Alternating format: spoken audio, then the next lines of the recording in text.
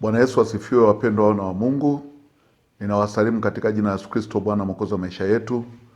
Tunayo fursa nyingine njema tena siku ya leo, tunapotafakari neno la Mungu katika kipindi hiki cha huduma ya madhabahu ya Kristo. Na anayekuletea neno la Mungu ni mimi mtumishi wa Mungu. Jina langu naitwa Christian Mwabukusi. Na kwa wale ambao watataka kuwasiliana kwa njia ya maombi, kwa njia ya maswali, kwa njia ya ushauri na kwa njia ya sadaka, basi naomba mtumie namba ya Vodacom 0768 211 785. Namba ya Vodacom 0768 211 785.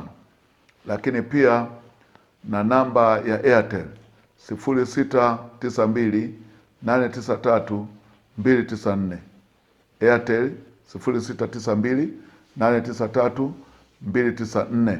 Kwanza tuombe. Baba, tunakuja kwako tena katika jina la damu ya Yesu. Wakati huu ninalishukuru jina lako, ninakutukuza wewe na kukuinua wewe. Ninamkabidhi pia na mwenzangu huyu mikononi mwako, ambaye tunashirikiana katika kutafakari huku na katika kuomba katika jina la damu ya Yesu. Kwa hiyo tuko mbele zako Bwana kwa ajili ya ule utukufu ambao wewe umetupa kupitia damu ya Yesu Kristo. Roho Mtakatifu wa Mungu, ninakuomba wewe uhusike katika tafakari ya neno hili na katika maombi. Mimi pamoja na wenzangu hawa tunajileta mbele zako Bwana. Tunaomba utukufu wako uonekane katika maisha yetu. Katika jina lake Yesu Kristo, Bwana na Mwokozi wa maisha yetu, naomba na kushukuru. Amen. Wapendwa wana wa Mungu, kichwa cha somo ambacho ninakuja nacho mbele zako kinaitwa kuwa watakatifu. Kuwa watakatifu, ama tuwe watakatifu, ama niwe mtakatifu. Kwa hiyo tunachoongelea ni utakatifu. Tunataka utakatifu. Na kitabu ambacho nitatamani nikitumie ni kitabu cha waraka wa kwanza wa Petro, sura ya kwanza mstari wa 13 mpaka 16. Waraka wa kwanza wa Petro, sura ya kwanza mstari wa 13 mpaka 16. Katika jina la Yesu. Katika jina la Yesu ninasoma. Kwa hiyo vifungeni viuno vya nia zenu na kuwa na kiasi, mkitumainia kwa utimilifu ile neema mtakayoletewa katika ufunuo wake Yesu Kristo. Kama watoto wa kutii, msijifananishe na tamaa zenu za kwanza za ujinga wenu, bali kama yeye aliyewaita alivyo mtakatifu, ninyi nanyi iweni watakatifu katika mwenendo wenu wote. Kwa maana imeandikwa, mtakuwa watakatifu kwa kuwa mimi ni mtakatifu. Kwa hiyo kichwa cha somo ni kuwa watakatifu, ama tuwe watakatifu, ama tuwe watakatifu, ama mimi niwe mtakatifu. Kwa hiyo nataka uangalie hicho kichwa cha somo. Tunaongelea utakatifu na sisi kuwa watakatifu. Kwa hiyo kwa kuanza, ninaomba nianze na kufafanua kidogo ule mstari wa 13. Anasema, kwa hiyo vifungeni viuno vya nia zenu na kuwa na kiasi, mkitumainia kwa utimilifu ile neema mtakayoletewa katika ufunuo wake Yesu Kristo. Sasa anaposema vifungeni viuno vya nia zenu, lile neno kiuno kwenye Biblia ukikutana nalo huwa mara nyingi linamaanisha nia. Sasa hapa amesema vifungeni viuno vya nia zenu, ni sasa na kusema ifungeni nia ya nia zenu. Yani kwa hiyo lugha, neno la Mungu linaposema Mungu anachunguza mioyo na viuno, lile neno kiuno manake nia, the mind, moyo na nia, moyo na nia. Kwa hiyo anaendelea, anasema mkitumainia kwa utimilifu ile neema mtakayoletewa katika ufunuo wake Yesu Kristo. Anaposema ufunuo wa Yesu Kristo anaongelea vitu viwili. Kitu cha kwanza, ufunuo unaopata wa Yesu kupitia Roho Mtakatifu sasa kabla Yesu hajakuja. Lakini pia ufunuo wa pili ni pale Yesu atakapotokezea tukamwona uso kwa uso. Kwa hiyo anaongelea vitu viwili hapo. Anasema katika ufunuo wake Yesu Kristo. Kwa hiyo anaposema vifungeni viuno vya nia zenu na kuwa na kiasi, lile neno kiasi maana yake nidhamu. Discipline. Kwenye ni discipline. Ile kiasi maana yake na nidhamu. Alafu anasema mkitumainia kwa utimilifu ile neema mtakayoletewa katika ufunuo wake Yesu Kristo. Sasa ngoja turudi kwenye nia. Nimesema nia maana yake, yani nia maana yake kiuno. Kiuno maana yake nia. Anasema vifungeni viuno vya nia zenu. Vifungeni viuno vya nia zenu. Ile neno kiuno maana yake ni nia. Sasa nia ni sawasawa na ufunguo wa gari. Alafu moyo ni sawasawa na injini ya gari. Kwa hiyo ninapowasha gari kwa ufunguo, huu ufunguo ndio nia. Lakini moyo ni muungurumo wa lile gari.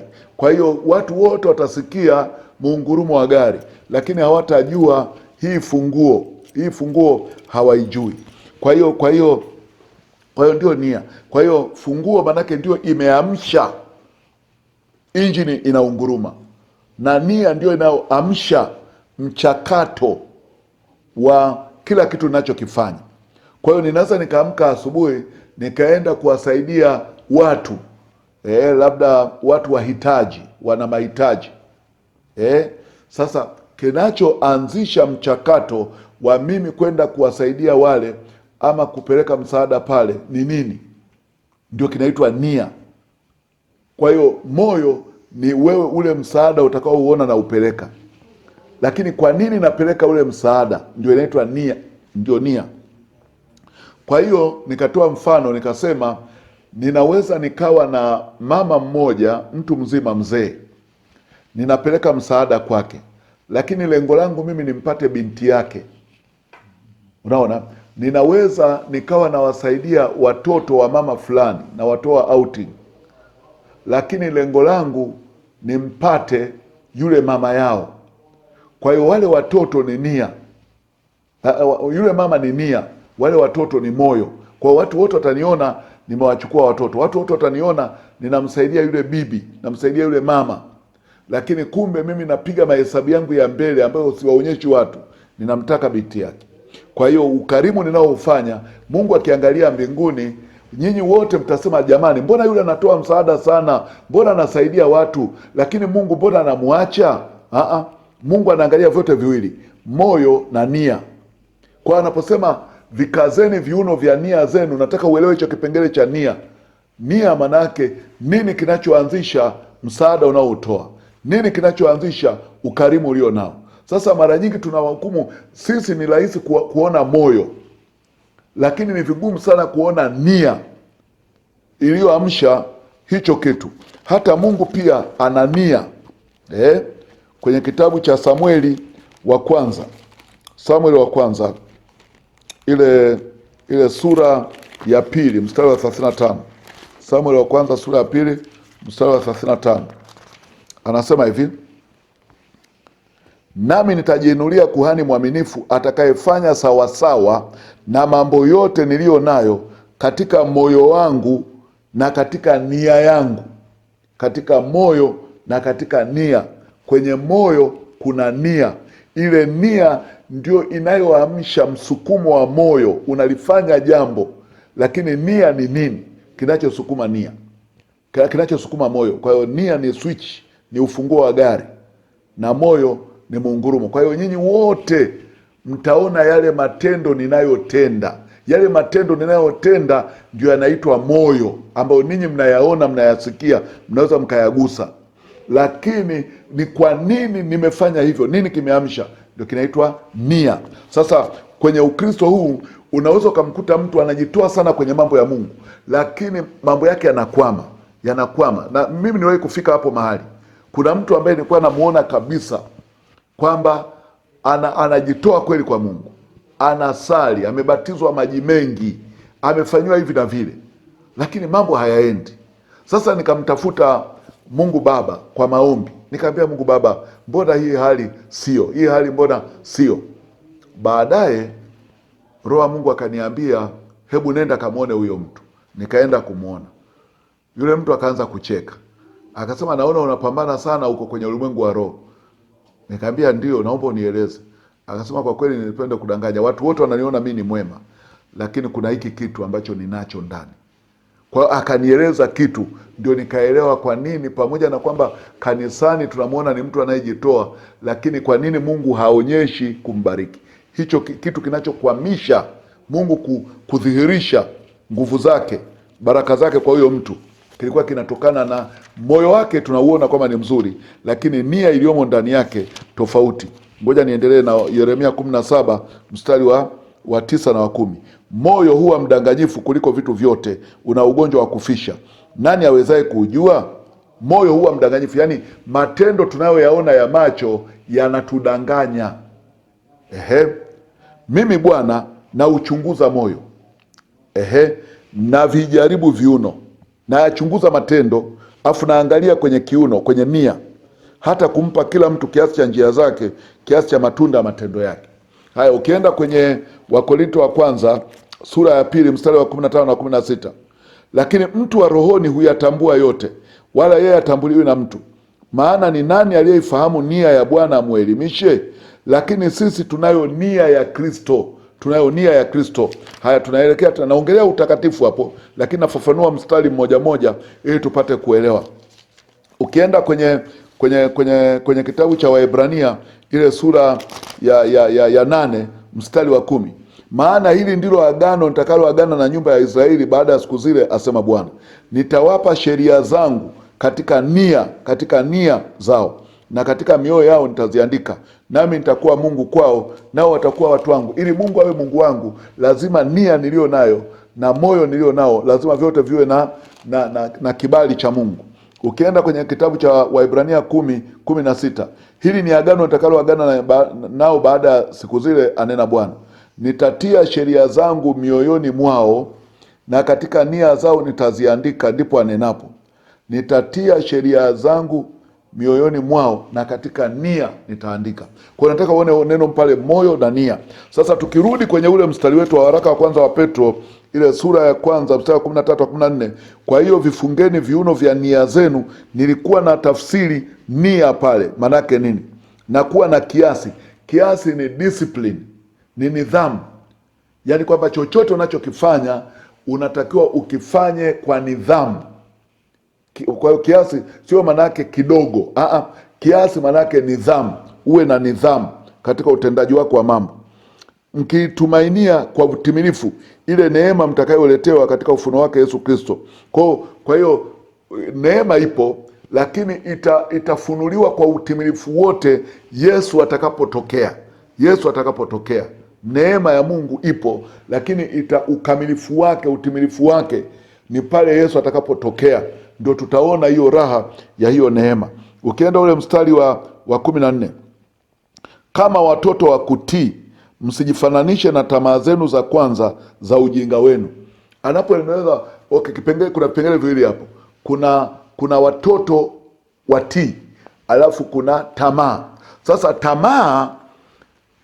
tamaa, anapozungumzia tamaa, dunia hii ina mifumo ya maisha.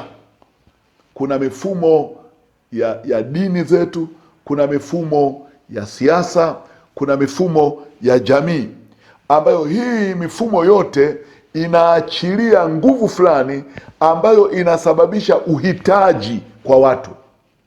Kwa hiyo unakuta mtu anakuwa na kitu fulani, anakuwa na gari moja, anataka gari la pili, anakuwa na gari la pili, anataka gari la tatu, anakuwa na gari la tatu, anataka gari la 4, anakuwa na gari la 4, anataka gari la 5. Na ukimwangalia utakuta ameyakusanya magari yote pale nyumbani. Yeye peke yake anaweza kutumia hilo gari moja. Ana kaka yake anayetembea kwa mguu, ana dada yake ambaye anatembea kwa mguu, ana ndugu yake, lakini hawagawia hayo magari. Unaona? Kwa hiyo sasa ni kwa nini? Kwa sababu kuna nguvu fulani ya jamii ambayo inamwambia usitosheke. na wala usigawe ulivyo navyo. Yesu alisema nenda kauza ulivyo navyo kisha uje unifuate. Unaona? Kwa hiyo tamaa ni nguvu ambayo iko kwenye jamii, ambayo wakati mwingine inakufanya wewe ujilimbikizie. Na ndio tatizo la ubinadamu. Ubinadamu unataka kuwa navyo tu, Ukiwa na hela unataka kila mahali uwe na hela. Kila mahali una hela huku, mabilioni, una hela mpaka unakuja kufa. Nina ndugu yangu alikufa, alikuwa na hela nyingi sana. Alikufa. Zile hela wakatumia watu hata ambao siwajui. Mimi ndugu yake kabisa wa damu, sikupokea hata sentano. Baba mmoja, mama mmoja. Mahela mengi tu kwenye akaunti, nyumba, magari, yote yameishia huko kwa watu wa duniani. Kwa hiyo nachotaka kusema, nataka uelewe ya kwamba tamaa ya ulimwengu huu inatengenezwa na mazingira, ni mfumo, utamaduni, mila na desturi ambazo tumekuzwa nazo. Zimetufundisha uchoyo, zimetufundisha ubinafsi. Kwa hiyo ndio anachokisema hapo, kama watoto wa kutii msijifananishe na tamaa zenu za kwanza za ujinga wenu. Yule kijana aliambiwa nimefanya yote, akaambia basi nenda kauze kila ulichonacho kisha njoo nifuate. Alipotaka kwenda akahuzunika, akaondoka. Kwa nini? Kwa sababu nguvu ya mifumo ya dunia ilikuwa imekamata moyo wake, imekamata nafsi yake, imekamata nia yake, hata hawezi kutii kama watoto wa kutii. Kwa hiyo nataka uone hiyo. Kwa hiyo nguvu ya hii dunia sasa hivi kuna mpira wa miguu wa kombe la dunia. Hili kombe la dunia lina mvuto wake. Sasa ule mvuto unawafanya wengine wanatamani waende kabisa kwenye viwanja, unawafanya wengine nao pia waweze yani kuangalia, kukaa kwenye TV wanaangalia usiku kucha. Na ukiwaambia watu hao waende wakafanye faragha hata ya maombi ule usiku, wanalala usingizi. Lakini mpira wa miguu ukiwepo wanakuwa macho. Kwa hiyo nataka uone hiyo. Na wanaangalia mpaka dakika ya mwisho na usingizi unakuwa haupo. Unaona? Kwa hiyo sasa nataka uone anachokiongelea hapo. Tamaa zenu za kwanza. Yaani tunaposema neno tamaa kwa tafsiri ya kiroho alionao Mungu Baba ni kwamba unakuwa na masumbufu, unakamatwa na masumbufu ya ulimwengu huu kwa kiwango ambacho hata ile fursa ya kumtafuta yeye unakuwa huna. Haya, anaendelea ule mstari na pale anasema kama watoto wa kutii. Kwa hiyo Mungu anachokitaka kwetu ni utii. Anaenda mstari wa 15. Bali kama yeye aliyewaita alivyo mtakatifu, ninyi nanyi iweni watakatifu katika mwenendo wenu wote. Kwa maana imeandikwa, mtakuwa watakatifu kwa kuwa mimi ni mtakatifu. Sasa kabla sijaendelea mbali sana, neno Mungu akisema mimi ni mtakatifu, ni nature yake. Ni sasa na mimi kusema mimi ni binadamu na Mungu ni mtakatifu. Kwa hiyo kama Mungu angekuwa anaumbwa, basi angeumbwa kwa udongo wa utakatifu, angepuliziwa pumzi ya utakatifu, na yeye angekuwa kiumbe kitakatifu. Kwa hiyo pale anaposema Mungu akamfanya mtu kwa mavumbi ya ardhi, akapulizia puani pumzi ya uhai, mtu akawa nafsi hai. Kwa hiyo na Mungu pia alipokuwa tusikesema angekuwa mtakatifu hai, baada ya kusema akawa mtu ama nafsi hai, tungeweza kusema Mungu akawa nafsi. Neno nafsi tungelibadilisha lingekuwa takatifu. Kwa hiyo tunaposema Mungu ni mtakatifu, hatuongelei tabia, tunaongelea nature yake, tunaongelea utu wake ni mtakatifu. Kwa hiyo anaposema mtakuwa watakatifu kwa kuwa mimi ni mtakatifu, maana yake lazima tufikie kwenye hicho kiwango. Kwa nini Mungu anasema tuwe watakatifu? Kuna faida gani? Kwa hiyo utakatifu wa Mungu ni kama jinsia yake. Jinsia yake inaitwa mtakatifu. Utu wake unaitwa mtakatifu kama yeye ni mtu. Kwa hiyo kwa mwanadamu tunasema mtu, kwa Mungu tunasema mtakatifu. Kwa hiyo utu kwa Mungu ni utakatifu. Kwa hiyo sio karakta, sio tabia, ni nature. Ameumbwa katika utakatifu, ama amejiumba katika utakatifu. Kwa hiyo nataka uone hivyo, utakatifu ni hali alionayo Mungu, sio tabia, hali. Kwa wanaposema na sisi tuwe watakatifu, lengo lake ni hilo. Kwa nataka uone sasa kwa nini Mungu anatutaka sisi tuwe watakatifu. Mara nyingi Mungu haongei neno na kuweka rushwa. Yaani Mungu hata kuambia, hawezi kuambia kwamba ukifanya hivi itakuwa hivi, ukifanya hivi. Sasa mimi ikabidi nitafiti, nikaanza kutafiti kwa nini Mungu anataka tuwe watakatifu. Akaniambia hivi, niliwaumba mkiwa watakatifu na mlikuwa na kila kitu niliwaumba na niliwapa kila kitu, lakini kuna jambo lilifanyika, ule utakatifu wenu ukaondolewa, ikaingia hali ya dhambi. Sasa ili mimi niwarejeshee nyinyi aina ya maisha ambayo nilikuwa nimeikusudia, ni lazima mrudi kwenye ile aina ya hali ambayo nilikuwa nimewaumbia.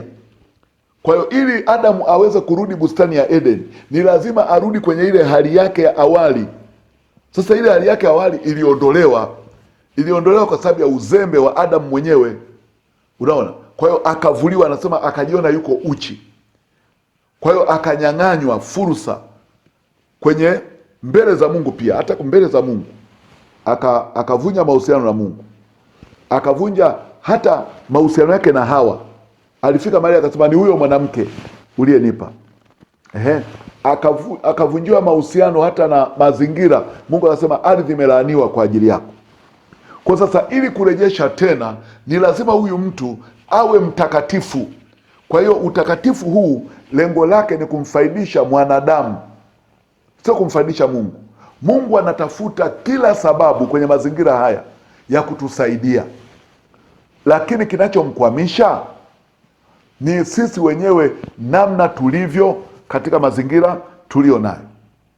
Kwa hiyo ndio maana Mungu Baba anasema hivyo. Sasa kuna mchakato mkubwa Mungu ameufanya kuanzia Agano la Kale mpaka Agano Jipya. Kwenye Yohana sura ya 6 mstari wa 38 mpaka 40. Yohana 6:38 mpaka 40. Yohana 6:38 mpaka 40. Kwa kuwa mimi sikushuka kutoka mbinguni ili niyafanye mapenzi yangu, bali mapenzi yake aliyenipeleka. Na mapenzi yake aliyenipeleka ni haya, ya kwamba katika wote alionipa nisimpoteze hata mmoja, bali nimfufue siku ya mwisho. Kwa kuwa mapenzi yake Baba yangu ni haya, ya kwamba kila amtazamaye mwana na kumwamini awe na uzima wa milele.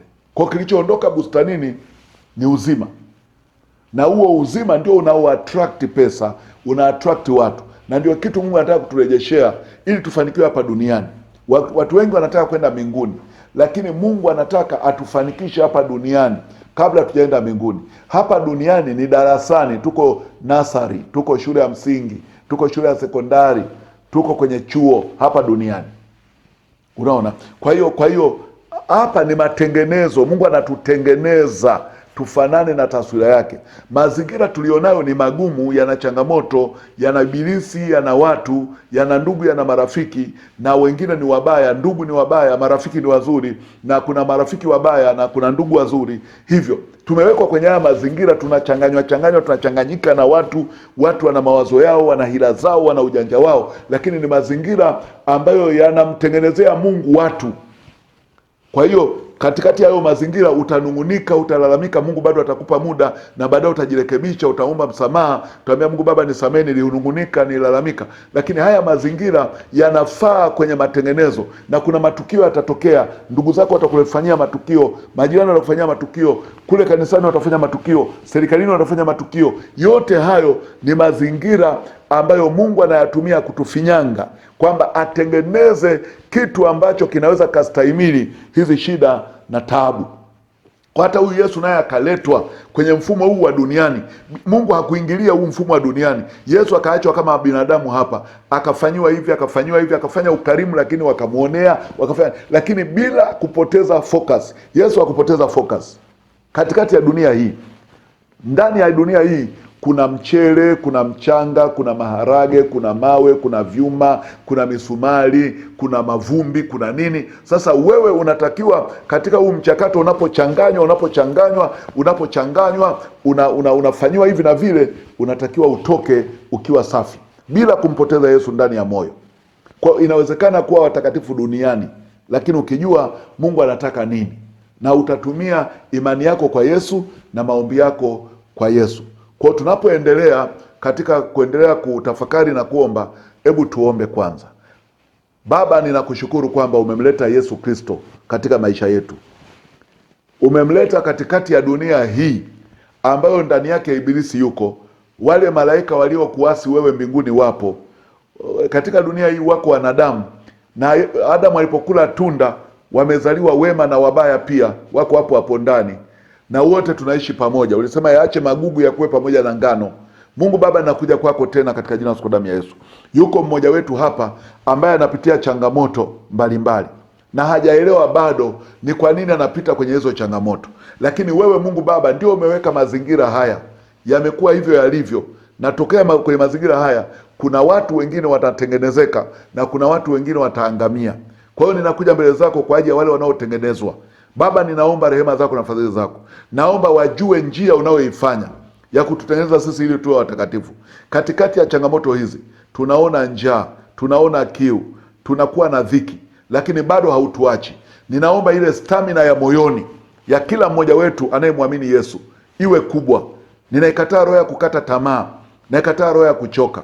Haya mazingira uliotupa Bwana, katika jina la damu ya Yesu, ni mazingira sahihi wewe kututengeneza tufikie kile kimo unachokitaka. Na mimi nakuja mbele zako na mtu huyu, yeye hajui ni kwa nini anapitia haya. Wengine wanapitia ndani ya ndoa, wengine wanapitia wamezaliwa katika familia, wengine wanapitia kwa wazazi, wanaona wazazi wanaachana na wao wanabaki tu, watoto hawaelewi waelekee kwa baba ama waelekee kwa mama.